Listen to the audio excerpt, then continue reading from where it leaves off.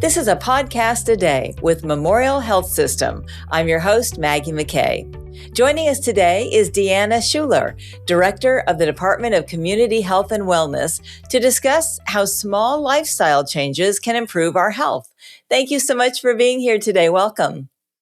Hi, hello, thank you. So what are some scientifically proven small lifestyle changes that can have a significant impact on long-term health outcomes? Well, when people are really interested in improving long-term health, we really think about just 5 or 6 different things. So first off, avoiding risky substances like tobacco, nicotine, alcohol, those types of things. Improving nutrition, so incorporating a lot more plant-based whole foods, plants, veggies, fruits, etc. into your diet and kind of avoiding the over-processed, convenient type of foods. Incorporating more physical activity into your day doesn't have to be a lot, but just moving your body more throughout the day. Definitely focusing on getting restorative sleep. So 7 to 9 hours of sleep a night is really ideal for most people in order to feel well. We really want to make sure we're also fostering positive social connections and healthy relationships. And then ultimately also, we really want to be trying to manage our stress. Certainly we can't avoid it altogether, but developing some healthy coping strategies to help with some of those stressful situations. So those 6 things are really the most important. We can do that. How effective are incremental changes like walking more or improving sleep duration compared to, say, drastic lifestyle overhauls? So most human beings really actually appreciate the smaller incremental changes versus the overhaul. We don't really do well when we do those drastic changes. Maybe for a short period of time we are successful. And, certainly there are people who are outliers and are able to make a drastic change and sustain it. But really consistency with small changes leads to better sustainability of those lifestyle habits over time. So baby steps, but baby steps done every day. You touched on this, but let's talk about it a little more. Can incorporating short bouts of physical activity throughout the day provide the same benefit as longer structured exercise sessions? Yes, actually, there's a lot of evidence that says one of the most important things that you can do is breaking up sedentary behavior throughout the day. There have been studies that show someone who might do an exercise session 30, 45 minutes, an hour a day, but then still is sedentary the remainder of the day.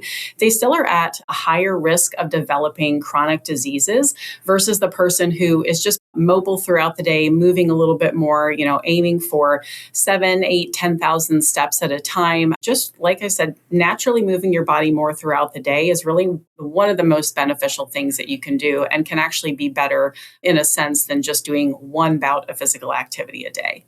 I have a coworker who is always walking around reminding all of us what we should be doing.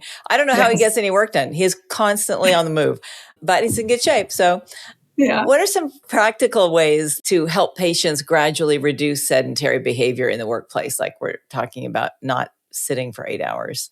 Yeah, well, so it's funny you mentioned your coworker who was walking. So kind of a on-trend fund kind of thing is to do a walking meeting. So, if we think about the times that we have to be in meetings, we might spend hours a day in a meeting or in multiple meetings. If you can just take 10 or 15 minutes of a couple of those meetings where maybe you're doing some brainstorming or planning and you don't really have to be in front of a screen or be writing something down. You and a handful of folks could certainly be up and walking and discussing things as you go. So that's one kind of fun way to do it. Other times, we really need to be a little bit more strategic. Oftentimes, people in the workforce are in front of their screens or at their workstation for a very long time. And if they're really ingrained in their work, they're not going to want to get up and move around, or they're not even going to think about it. So setting a little reminder, whether that's a reminder on your phone, putting something actually in your calendar that pops up on your screen to just remind you. So those little things can sometimes be helpful just to kind of get yourself up and away from your desk, every hour if possible throughout the workday. One thing that I really encourage people to do if they have the opportunity is an adjustable workstation. So the ability to stand some, sit some, that really can go a long way towards just helping to break up some of that physical activity or the sedentary behavior. How can families create environments that support incremental health improvements for all members, especially children and older adults? To me, one of the most important things when you're looking at maybe an entire family taking on some lifestyle changes is figuring out where everybody is. Not everybody is going to be ready to implement the same level of change at once. So for example, mom and dad might be, gung ho on changing their diet, going to the gym every day. Maybe their teenagers are not.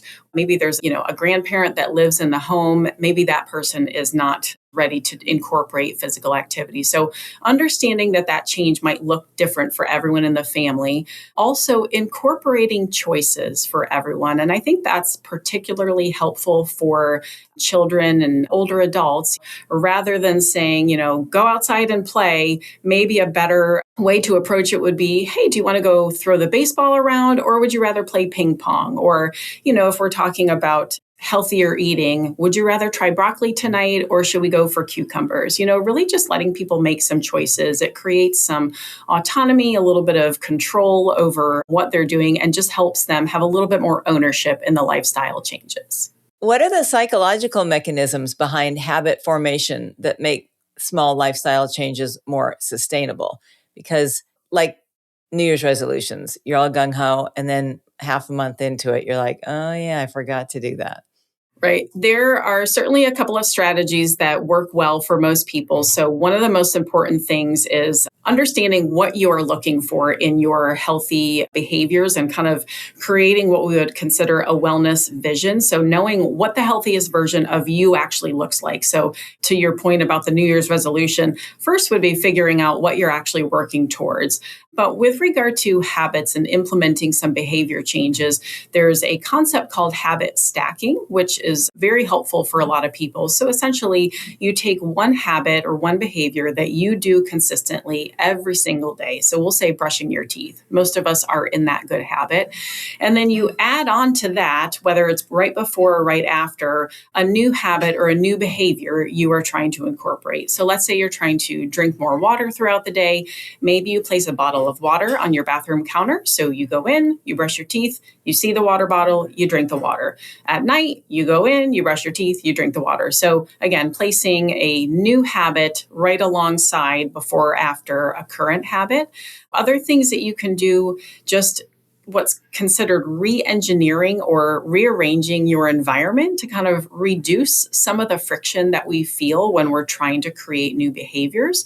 So, for example, if you are really trying hard to stay away from the donuts, and you always have donuts on your kitchen counter. Every time you walk in there, you're going to see those. It's going to be really difficult to say no to that. However, if you simply replace the donuts, either move them, don't put anything there, or put a healthier option there, it reduces that friction. You might still think about those donuts, but it is going to be easier for you to avoid actually having them. So changing your environment a little bit to make the healthy choice, the easy choice, and then trying some habit stacking and adding a new behavior on top of one that you already do. I love that. Habit stacking. I've never heard of that. That's a great idea. How can dietary diversity and balanced nutrient intake be encouraged through small shifts in grocery shopping habits? Because we go to the grocery store and you see Oreos and microwave popcorn and, everything you shouldn't be getting. Sure. So yes, the grocery store can be quite a challenge. There had been for a while recommendations to shop along the perimeter of the grocery store. So you would really find the more healthful whole foods, more plant-based foods, for example, walking into the produce section in a grocery store. That can still be a useful strategy, just kind of going back to the changing up your environment a little bit, avoiding those things that you're really trying to not consume. That has, I think, become a bit more challenging. Sometimes I think grocery stores have caught on, and a lot of them are actually rearranging their own environment. And so instead of just walking into the produce aisle, there's produce and frozen pizzas. So that strategy is not as effective as it used to be.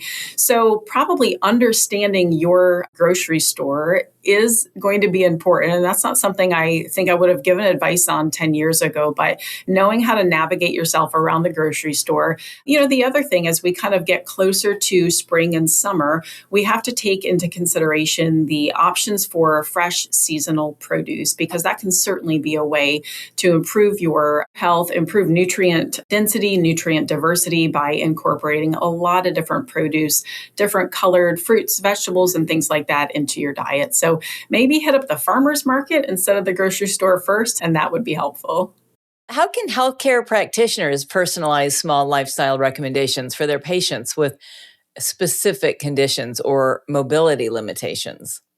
Well, I think that question in and of itself is kind of the answer. I mean, our practitioners really are the very best people to talk with when it comes to your health. In particular, if you have chronic conditions, they should have a background on you so they know if you're dealing with a heart condition or blood pressure, or you've had a knee replacement and so your mobility is limited. So them having that background really can help you move forward in an appropriate way.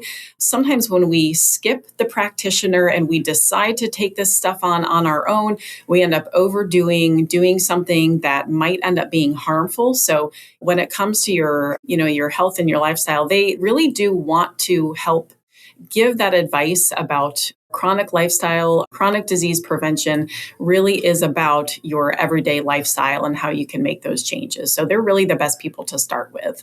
In closing, Deanna, is there anything else you'd like to add that we didn't cover? I think, a phrase that I've started using several years ago is just don't overcomplicate what it means to be healthy. There are so many things out there. We get fed so much information, and it's not all good information. And at the end of the day, if we consider our nutrition, moving our bodies more, getting a good night's rest, managing your stress, having good social relationships and connections, and then, of course, avoiding things like tobacco and alcohol, they're all fairly basic. And no matter what your lifestyle, health, and wellness vision is, they're really going to be the things that are going to help in the long run. Well, you've given us so many great ideas that are actually useful and we can put into practice beginning today. So thank you for sharing your expertise and making the time today. Thank you for having me. Again, that's Deanna Shuler. To find out more, please visit mhsystem.org/community. And that wraps up this episode of A Podcast a Day with Memorial Health System. Again, visit mhsystem.org to learn more and to connect with a provider. And be sure to subscribe for more conversations from Memorial Health System.